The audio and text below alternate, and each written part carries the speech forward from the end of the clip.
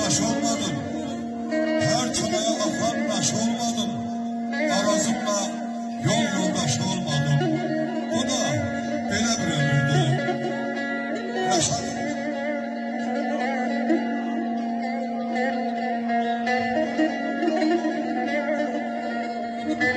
Ağlayma. Acileli beyler getme yüzden, dosttan yarayan yaşı sözler.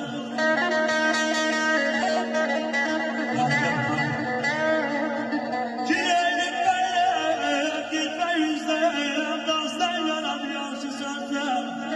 Ahırdan alar bizden borç verip bir falan yoluyum.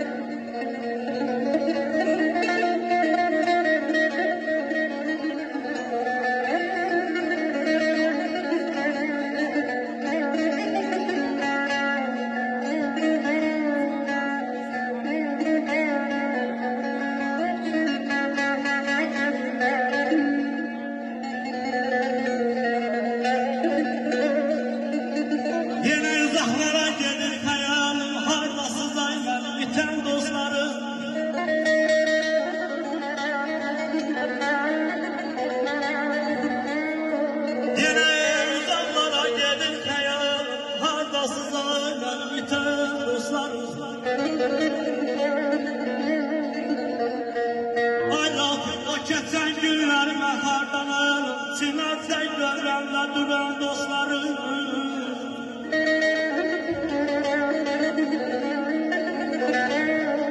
Hayatım tutardı, ömrüm bitti. Hələ bir tərəfə xəbərsiz getdi. Allah'ım yaş 37, 40'ına yetti. Bir yerden calan süren dostlar.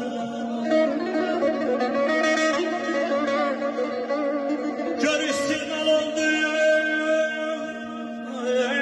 Salam kesildi, meclisler sevgili kelam kesildi.